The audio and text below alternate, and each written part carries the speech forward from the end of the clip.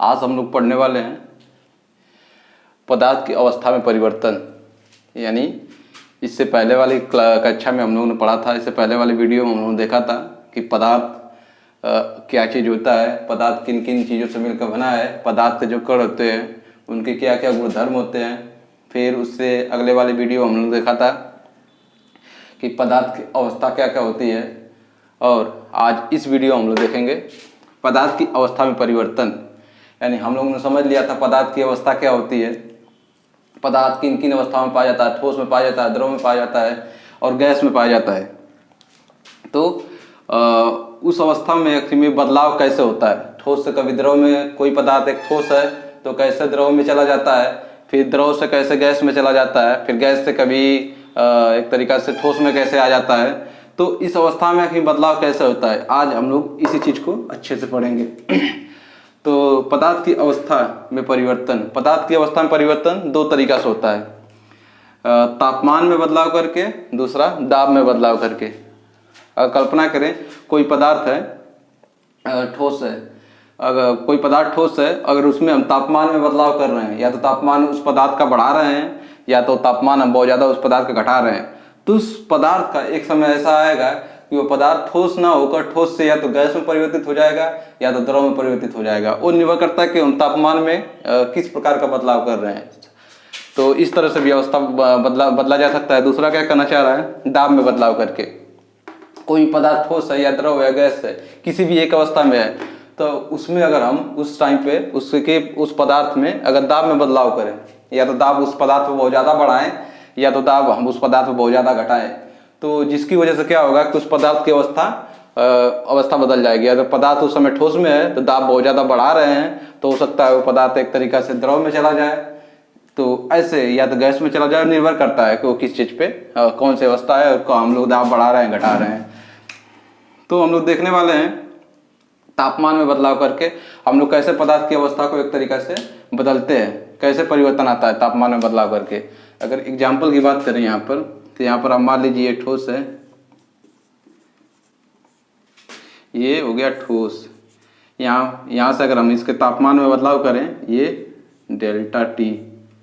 Delta T क्या है, delta का मतलब है बदलाव, चेंज, और टी का मतलब तापमान, तापमान में बदलाव, तापमान में बढ़ाव। यहाँ पर ये अभी ये नहीं करें कि इसको घटा रहे हैं बढ़ा रहे हैं, इसको बदलाव कर रहे हैं, इसको या तो घटा रहे हैं या तो बढ़ा रहे हैं। तो ठोस से क्या हो रहा है, इसकी अवस्था क्या है, ठोस है। अभी ठोस से क्या हो रहा है, द्रव में जा रहा है। फिर दोबारा से अगर फिर इसके तापमान में हम लोग क्या करें, बदलाव करें, तो ये मतलब द्रव अवस्था से किस में चला जाएगा, गैस अवस्था में।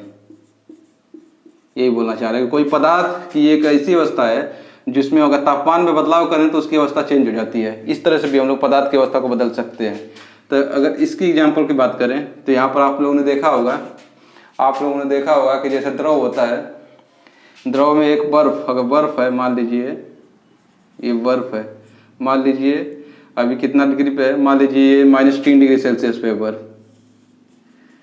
बर्फ है, मान लीजिए कितना डिग्री पे है, -3 डिग्री सेल्सियस पर। 3 डिग्री सेल्सियस का एक बर्फ है जो कि ठोस अवस्था में, इसकी अवस्था क्या है, पदार्थ की ठोस अवस्था है। अगर इसमें हम लोग क्या करें, अगर इसमें हम लोग तापमान, ये क्या है, तापमान का बदलाव है, तो यहाँ पर हम तापमान बढ़ा रहे हैं, यानी ये इस तरह से एरो का मतलब ऊपर हो रहा है, बढ़ रहा है, इसका तापमान को हम लोग क्या कर रहे हैं, बढ़ा रहे हैं। तो बर्फ के अगर तापमान को हम लोग धीरे धीरे बढ़ाते जाएंगे तो क्या होगा, ये -3 से क्या होगा, पहला -2 डिग्री जाएगा, तापमान बढ़ाएंगे, फिर -1 डिग्री होगा, फिर 0 डिग्री होगा, फिर 0 डिग्री से धीरे धीरे धीरे धीरे धीरे धीरे क्या होगा, उसमें एक तरीका से उसके तापमान में बदलाव नहीं होगा, लेकिन वहाँ पर अवस्था इसकी बदलने लगेगी। अवस्था क्या बदलेगी कि ये ठोस से यानी बर्फ से द्रव में बदलेगा। ठीक है, बर्फ से क्या हो जाएगा, ये जल हो जाएगा, जल हो जाएगा। ठीक है, ये बर्फ से जल हो जाएगा। और यहाँ पर क्या करें, धीरे धीरे फिर हम लोग क्या करें, इसमें ये जल का धीरे धीरे जल का तापमान बढ़ाते जाए, धीरे धीरे जल का भी, जल यहाँ पर क्या है, मान लीजिए 0 डिग्री है तो इसका तापमान बढ़ाते जाएंगे तो 1 डिग्री होगा, 2 डिग्री होगा, 3 डिग्री होगा, धीरे धीरे जाते जाते कहाँ 100 डिग्री तक पहुँचेगा, 100 डिग्री तक पहुँचेगा धीरे धीरे। फिर क्या होगा, यहाँ पर तापमान बढ़ाते जाएं, फिर 100 डिग्री तक पहुँचेगा। फिर एक अवस्था ऐसी आएगी कि ये जल न रह कर क्या बनने लगेगा, वाष्प बनने लगेगा, यह वाष्प बनने लगेगा। तो आपको ये यहाँ सीधा सीधा दिख रहा है कि जब हम इसके तापमान में बदलाव कर रहे हैं तो इसकी अवस्था कैसे बदल रही है। एक तरीका से बर्फ है ठोस से जल बन जा रहा है, जल यानी द्रव अवस्था में आ जा रहा है। फिर जैसे जैसे फिर तापमान का बदलाव कर रहे हैं, तापमान बढ़ा रहे हैं हम, तो जल से ये क्या कर रहा है, अवस्था चेंज कर रहा है, गैस में चला जा रहा है, वाष्प यानी गैस में चला जा रहा है। सेम इसका उल्टा भी, अगर यहाँ से हम इसको उल्टा करें यानी यहाँ से वाष्प से जल बनाना है हमको, तो इसके तापमान को क्या करें, घटाएं। वाष्प का तापमान अगर घटाएंगे तो ये क्या होगा, संघनित होगा, मतलब वाष्प एक तरीका से संघनित होकर क्या होगा, द्रव बनने लगेगा। फिर तापमान घटाते जाएंगे, फिर जैसे जैसे जल का तापमान घटाते जाएंगे, जल का तापमान 100 डिग्री से करेंगे कितना, 50 डिग्री, 50 से 0 डिग्री, 0 से -3 डिग्री करेंगे, तो यही जल क्या होगा, तापमान में अगर घटाते जाएं तो यही जल क्या होगा, बर्फ में परिवर्तित हो यानी ठोस अवस्था में आ जाएगा। यानी आप यहाँ से सिंपल से देख रहे हैं कि किस तरह से इसका अवस्था बदल रहा है तापमान के परिवर्तन से। तो ये चीज़ यही कहना चाह रहा है। दूसरा देखते हैं दाब में बदलाव करके। तो किसी भी पदार्थ की अवस्था को हम लोग दाब में बदलाव करके कैसे उसकी अवस्था को बदल सकते हैं। जैसे ये मान लीजिए एक ठोस है, यहाँ पर इसी चीज़ को कहना चाह रहा है, इस चीज़ को देखते हैं हम लोग। ठोस है, इसके दाब में बदलाव कर रहे हैं। दाब मतलब डेल्टा, डेल्टा का मतलब बता रहा है क्या, चेंज, परिवर्तन। अब पी का मतलब दाब, यानी दाब में बदलाव बता रहा है। अभी इसको घटा रहा है, बढ़ा रहा है, ये नहीं, दाब में हम बदलाव कर रहे हैं। तो ठोस से क्या हो रहा है, ठोस अवस्था से द्रव अवस्था में जा रहा है कोई पदार्थ। फिर यहाँ से भी फिर बदलाव कर रहे हैं दाब में फिर बदलाव कर रहे हैं, तो द्रव अवस्था से किस में जा रहा है, गैस अवस्था में जा रहा है। ठीक है, तो इस तरह से मान लीजिए कोई पदार्थ लें हम, मान लीजिए कोई पदार्थ ले रहे हैं हम जिसकी एक अवस्था गैस है, तो उस पर हम खूब ज़्यादा दाब डालें। मान लीजिए एक पदार्थ कोई लिए जिसकी अवस्था में क्या है, गैस है, बहुत सारा गैस हो सकता है, आपका ऑक्सीजन गैस हो सकता है, कार्बन डाइऑक्साइड गैस हो सकता है, बहुत सारा LPG गैस हो सकता है। तो उस पर बहुत ज़्यादा दाब डालें उस गैस पे, तो गैस के एक तरीका से कण क्या होंगे, पास पास आते जाएंगे। और गैस के कण पास पास आते जाएंगे, जिसकी वजह से क्या होगा, उसकी अवस्था द्रव में आ जाएगी। यहाँ से कोई गैस उठा लें, यहाँ से कोई भी गैस, मान लीजिए कोई भी गैस ले लें, यहाँ पर मान लीजिए LPG गैस ले लें, लिक्विड पेट्रोलियम गैस, जो क्या गैस सिलेंडरों में हमारे भरा जाता है। ये मान लीजिए गैस सिलेंडर हो गया,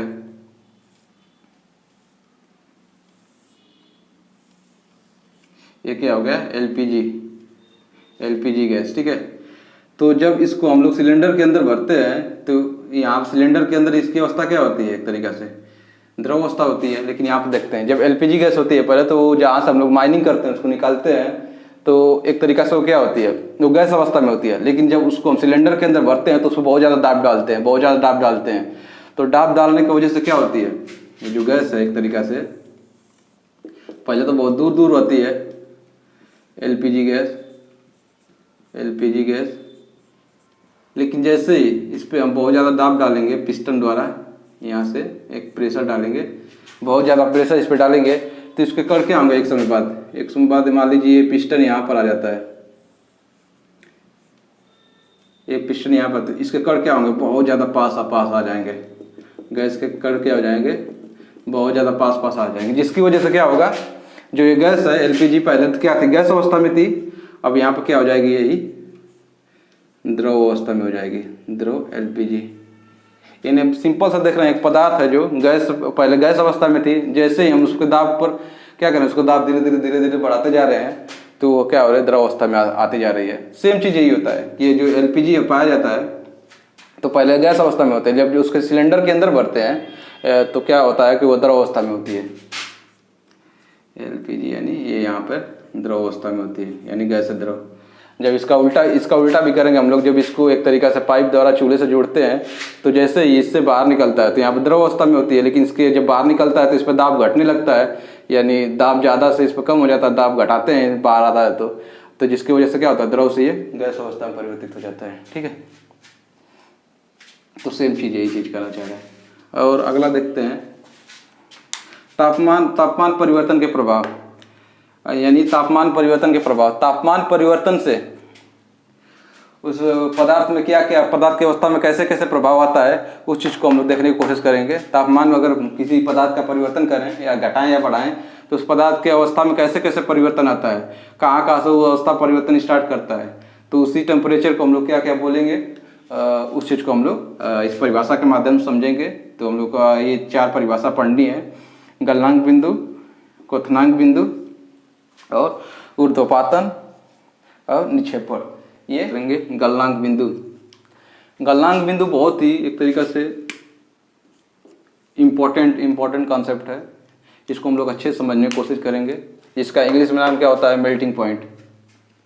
इंग्लिश में क्या नाम होता है इसका? Melting point. तो इसका मतलब जब भी कभी गलनांक बिंदु की बात करेगा तो हम लोग समझ जाएंगे कि किसी ठोस की बात कर रहा है, ठीक है। गलनांक बिंदु हमेशा किसी ठोस का ही होता है।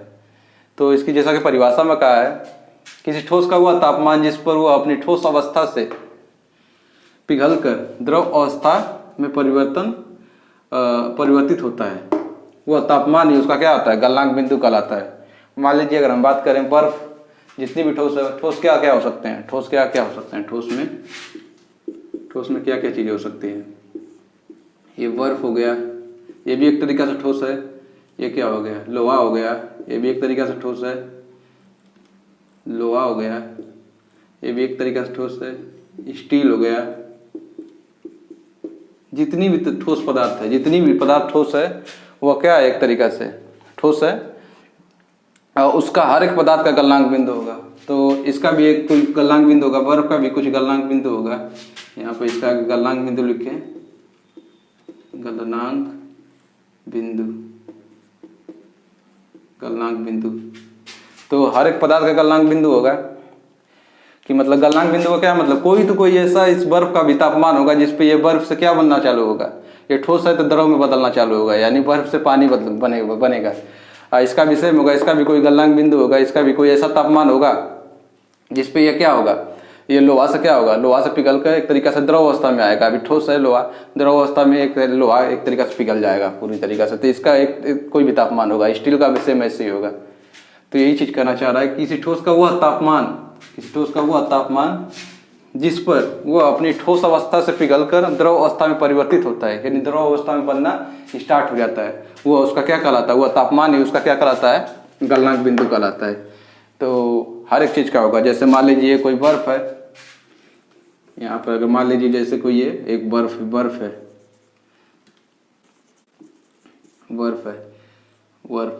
ठीक है। ये अभी क्या है? इसकी अवस्था क्या है? ठोस है, बर्फ है, ठोस है। और इसका कितना तापमान पर है? मान लीजिए -3 डिग्री सेल्सियस पर है। ये बर्फ -3 डिग्री सेल्सियस पर है। लेकिन इसका अगर हमको जानना है कि मतलब इसका गलनांक बिंदु क्या है, तो इसको हम तापमान को बढ़ाते जाएंगे, तापमान को बर्फ के बढ़ाते जाएंगे। एक ऐसा अवस्था आएगा जैसे तापमान को हम यहाँ पर, ये क्या हो गया? टेम्परेचर, तापमान में बदलाव, यानी ये हो गया बढ़ा रहे हैं, मतलब एरो का निशान ऊपर, मतलब बढ़ा रहे हैं। यानी बर्फ के तापमान को धीरे धीरे अगर बढ़ाते जाएंगे तो -3 डिग्री से -2 डिग्री, -1 डिग्री, फिर 0 डिग्री, फिर 0 डिग्री से क्या होगा? धीरे धीरे इसका तापमान बढ़ता जाएगा। जहाँ से बर्फ 0 डिग्री पर है, क्या होगा? पानी बनना चालू हो जाएगा। पानी, ये पूरी तरीके से पानी नहीं बना है अभी, ये पूरी तरीके से पानी नहीं बना है। इसमें दोनों चीज रहेगा, धीरे धीरे पानी भी रहेगा, बर्फ भी रहेगा। पानी भी रहेगा इसमें, बर्फ भी रहेगा, दोनों रहेगा अभी। लेकिन इसमें एक तरीका से बर्फ से क्या हो गया? पानी बनना स्टार्ट हो गया। तो वो तापमान ही वो एक तरीका से कितने पर हुआ? एक तरीका से 0 डिग्री पर हुआ। 0 डिग्री पे स्टार्ट हुआ ना, यानी 0 डिग्री पे क्या हो गया? पानी धीरे धीरे बनना, बर्फ से पानी बनना स्टार्ट हो गया। उसमें पानी का भी गुण रहेगा, बर्फ का भी गुण रहेगा। तो ये जो तापमान है 0 डिग्री, ये इसकी क्या हो जाएगी? गलनांक बिंदु हो जाएगी। गलनांक बिंदु, गलनांक बिंदु हो जाएगा, ठीक है। बर्फ का गलनांक बिंदु क्या हो जाएगा? 0 डिग्री सेल्सियस हो जाएगा। अगर सेम ऐसे बात करें, यहाँ पर इसके लोहा की बात करें, यहाँ पर देख लेते हैं। जैसे बर्फ का गलनांक बिंदु कितना हो जाएगा? 0 डिग्री सेल्सियस। तो लोहा का भी तो कुछ ऐसा तापमान होगा जहाँ से लोहा तापमान इसका लोहा का धीरे धीरे बढ़ाते जाएंगे ठोस से। तो एक ऐसा तापमान आएगा जहाँ से वो क्या होगा? द्रव में बनना चालू हो जाएगा लोहा, यानी तो लोहा से मतलब एक तरीके से द्रव में स्टार्ट हो जाएगा। वह तापमान होता है 1534 डिग्री सेल्सियस, ठीक है।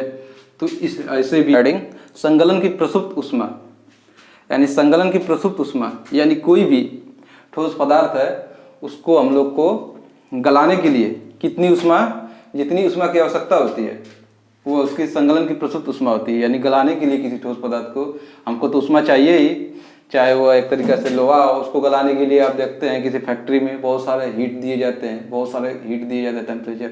या फिर बर्फ हो गया, उसको आप खुला छोड़ दो तो आसपास से ये वातावरण से उष्मा लेकर क्या होगा, वो बर्फ से पानी में बदल जाएगा। तो जो उष्मा लेकर पानी में बदल रहा है उसी उष्मा को हम लोग अगर कैलकुलेट कर लें तो उसको क्या होगा, वही होगा संकलन की प्रसुप्त उष्मा। जैसा कि हेडिंग में कह रहा है, वायुमंडलीय दाब पर, यानी हमारे आसपास का जो वातावरण है उसी में वायुमंडलीय दाब पर 1 केजी ठोस को उसके गलनांक का मतलब कि जिस तापमान पर हुआ ठोस से द्रव में बदल रहा है, तो उसके गलनांक पर द्रव में बदलने के लिए जितनी उष्मा की आवश्यकता होती है तो उसे गलनांक की प्रसुप्त उष्मा कहते हैं। आप कल्पना कीजिए कि एक आपके पास एक बर्फ है, मान लीजिए आप एक बर्तन में 1 केजी बर्फ रखे हो, तो मान लीजिए उस बर्फ का क्या होगा, एक तरीका से कोई तो गलनांक बिंदु होगा 0 डिग्री। तो हमको क्या करेंगे, उसको नीचे से हम तापमान अगर बर्फ को दे रहे हैं तो बर्फ क्या करेगा 1 केजी का, धीरे धीरे क्या होगा 0 डिग्री सेल्सियस से 0 डिग्री एक तरीके से अवस्था बदलने लगेगा जैसे जैसे उष्मा ले रहे हैं। तो एक ऐसा अवस्था आएगा कि 0 डिग्री जो बर्फ है 1 केजी का, वो 0 डिग्री 1 केजी का जल बन जाएगा। तो जल ऐसा नहीं बनेगा, कुछ उष्मा लेते लेते लेते लेते धीरे धीरे परिवर्तित होगा। तो हम लोग क्या करते हैं कि जब 1 केजी 0 डिग्री का बर्फ था और 1 केजी 0 डिग्री का जब वो पानी बना है, तो उसके बीच उसको हम लोग को जितना उष्मा देना पड़ा नीचे से, हम लोग को उसको तो गर्म किए होंगे, तो उसी उष्मा को अगर हम कैलकुलेट करेंगे, मतलब उसी उष्मा को ज्ञात करेंगे कैलोरी में, तो वो जो उष्मा निकल कर आएगा उसी को एक तरीका से हम उसको गलाने की प्रसुप्त उष्मा कहते हैं। उसी उष्मा को हम लोग प्रसुप्त उष्मा कहते हैं, ठोस को, यानी संगलन की प्रसुप्त उष्मा।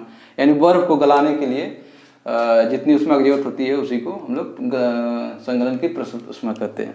तो ये हर एक पदार्थ का अपना अलग अलग होगा। जैसे आयरन है तो उसका कुछ अलग ही संगलन की, उसको गलाने के लिए और ज़्यादा अधिक उष्मा की जरूरत होगी।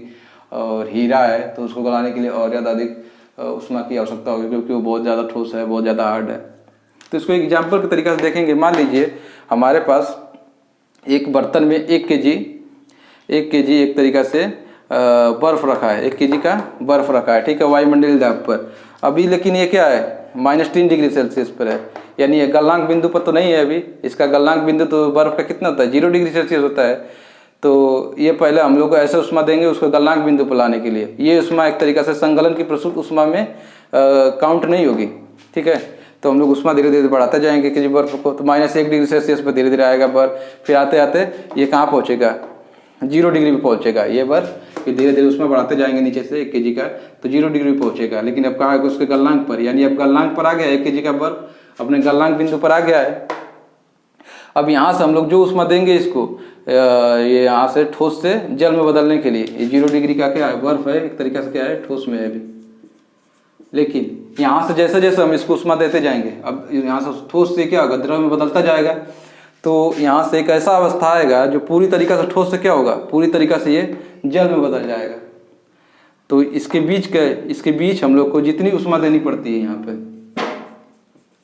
जितनी भी उष्मा देनी पड़ती है, उसी उष्मा को हम लोग क्या कहते हैं, इस बर्फ की संगलन की प्रसुप्त उष्मा कहते हैं। यानी हम पूछ दें कि इस बर्फ का संगलन का प्रसुप्त उष्मा क्या होगा, तो यहाँ से 0 डिग्री ठोस 1 केजी 0 डिग्री बर्फ को 1 केजी 0 डिग्री जल बनाने के लिए, 1 केजी 0 डिग्री जल बनाने के लिए उसके गलनांक बिंदु पर हम लोग जितनी उष्मा को एक तरीका से उसको दे रहे हैं नीचे से, तो वो उष्मा ही संगलन की प्रसुप्त उष्मा कहलाती है।